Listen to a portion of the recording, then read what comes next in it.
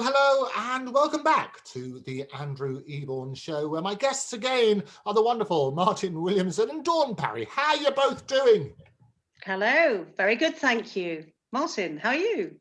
I'm very well indeed, thank you. Always. Andrew, what about you? How are I'm you? terrible. I'm always terrible. we know that. We're very British like that, aren't we? We always do the hello, how are you? And we all do I'm fine, and nobody really listens. It's always good. But I love that principle. I'm always marvellous. And I think we are in these extraordinary times doing some exciting stuff. But we thought we'd have a quick 5-minute catch up with Martin in particular about your book. Tell me all about that.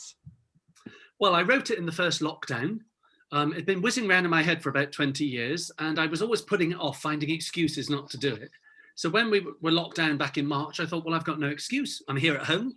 I've got some furlough. It's almost like being paid writer. So I sat and wrote the thing, hand wrote it. And then the typing up was pretty epic because it's like 158,000 words. And then I sent it to a self-publisher in Bath and went through that process. And it was a few months later in November, I was finally sent the book. I was actually sent the book with my own artwork on the cover. And I was really, really thrilled with it. So I'm going to interrupt there. Hang on. I've seen that, the actual painting. It is magnificent.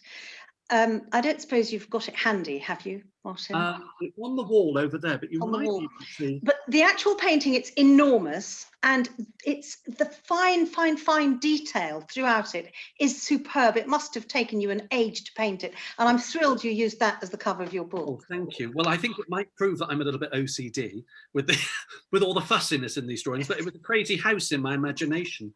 And it was Anthony, actually, my partner, who suggested I put this picture on the cover because the house is actually in the book. It's this extraordinary house this young man travels to on this great adventure of self-discovery. So and you talk about the adventure of self-discovery. If you were to describe the book, what would you say to people about it?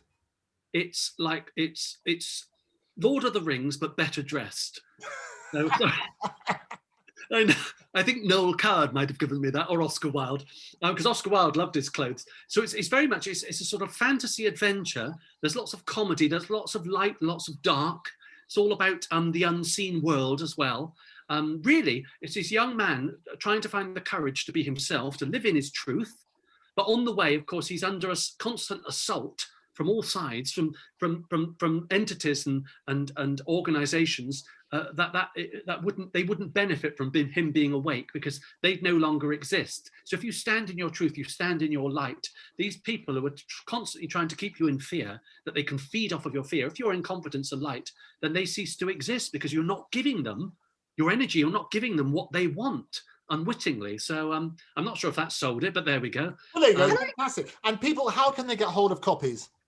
It's available on Amazon, and it's available at Mr. B's bookshop in the city of Bath. Wonderful. Oh, I love it. Oh, it's a gorgeous place, wonderful city. And also, I've actually, my wonderful employers in Bath, Jane Austen Centre, they've actually got it on their online shop at the moment.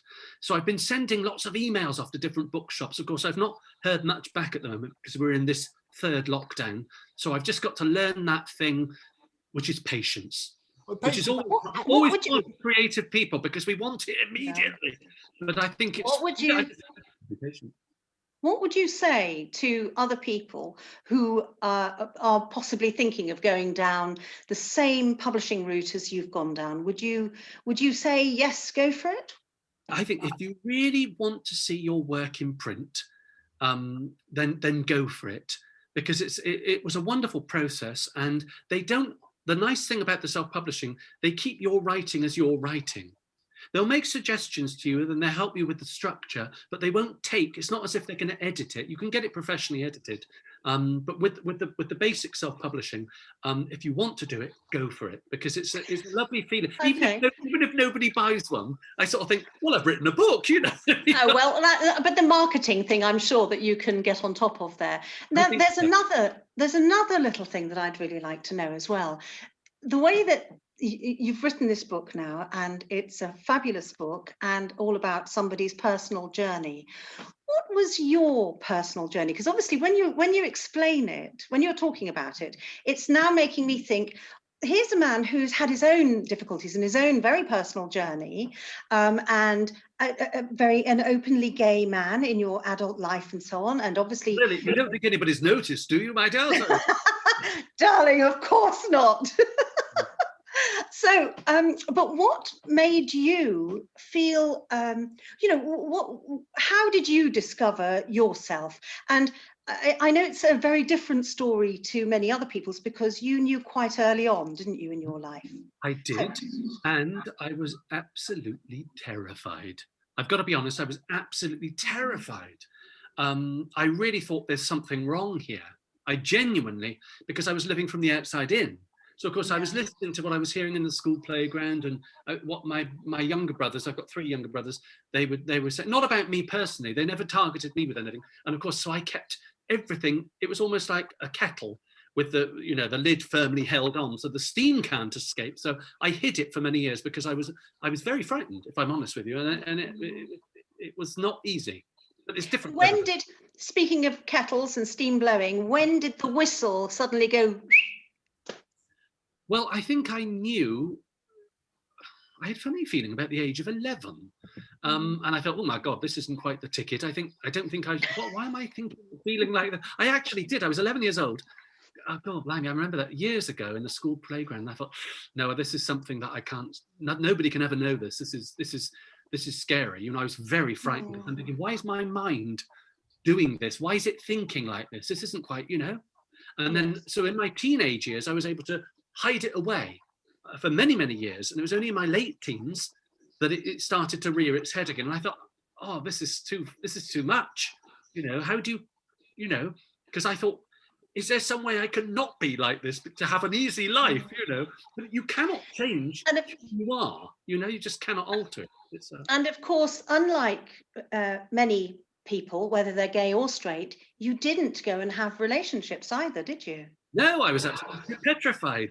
Oh my God, I was like, no, I can't do that.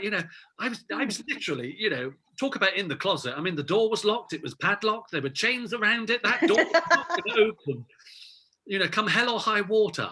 But the hell and high water did come, and the door did actually get broken open. So I had to come clean and admit to my father, who I was terrified of as a little boy. And bless him, he was absolutely wonderful. 30 years as a school teacher, a head of year in a tough school, you learn a thing or two about people, and he was wonderful. So I'm very, can I ask you, did you speak to him about it before you had a gay relationship? Oh, yes, before you had it? Yes, isn't that remarkable? So you spoke to him before you came out, before you even had to come out about anything. Exactly. It was like that song, like a virgin touched for the very first time. So I don't know where that came from. I can hear a very different hit. You see why I've not gone very far in the performing world if I've got a voice like that, but there we are. The operatics, yes. No. It's always helpful. It's always helpful having people on the show and talking about their own experience. And we do live in a very different world now. We do. About Noel Coward last time and the restrictions where it was illegal and things like that. So, but even then he was out there. In the final 30 seconds remaining, for people watching this and trying to summon up the courage, what would you say to them, Martin? Just do your best. Just stand in your truth and know that you're loved. Even if you're not getting any love from anybody nearby you and it's all hostility, know that there's nothing wrong with you. You're perfectly all right. And I'm only speaking from my own experience, which was quite hard. But now I'm like, well, thank God for that. It's great. I wouldn't change a thing, No. So just be yourself as best you can. Be yourself because everybody else is taken. Yeah. Martin and Dawn, thank you very much for joining me. Thank you as well. Much. Thank you. Cheerio. Lovely to see you. Bye. So thank you again to my wonderful guests, to Dawn and to Martin. If you yourself would like to be a guest on the show, write to guests@octopustv.com. That's guests@octopustv.com. Don't forget, you can follow me on @Andrew Eborn @OctopusTV. And don't forget to subscribe to Octopus TV on all of the usual channels. But until next time, I've been Andrew Eborn. It's been great to see you. Thank you for joining me. Bye-bye.